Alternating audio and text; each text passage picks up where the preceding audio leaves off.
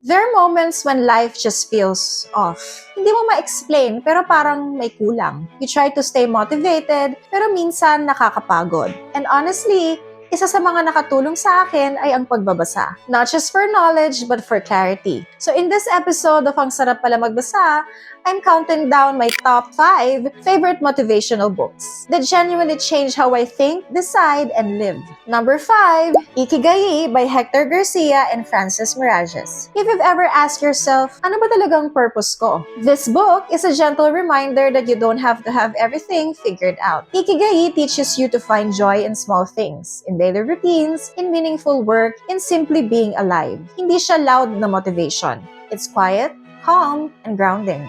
And coming in at number 4 is Ego is the Enemy by Ryan Holiday. Sometimes the biggest thing holding us back is not other people. It's our ego. This book hits hard, especially when you realize na minsan we self-sabotage without even knowing it. It teaches humility, discipline, and the importance of staying grounded even when you're winning. And at number 3, Atomic Habits by James Clear. This one, super practical. Hindi kanya babaguhin overnight, but it shows you how small, consistent habits can completely transform your life. 1% better every day. Simple concept, but powerful. If you feel stuck, this book gives you a system, not just motivation. And at number 2, The Subtle Art of Not Giving a Fuck by Mark Manson. Let's be honest, hindi mo kayang i-please lahat. And this book, it gives you permission to stop trying. It teaches you to choose what truly matters and let go of everything else. Medyo harsh, pero kailangan minsan ng ganong klaseng reality check. And last but not the least, the book that I would say really made me addicted to reading books, the one that started it all, is The Secret by Rhonda Byrne. This is one of those books na either you believe in it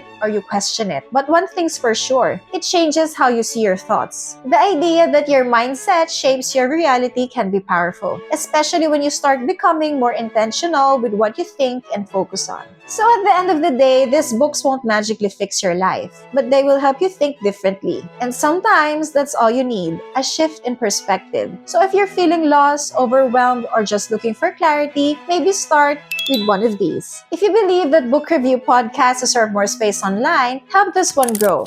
Don't forget to like, subscribe, and share this with someone who might need it today. This is Tessa Saavedra. Samahan niyo ako ulit sa susunod dito lang sa Isang Pahina, Isang Kwento, Isang Aral.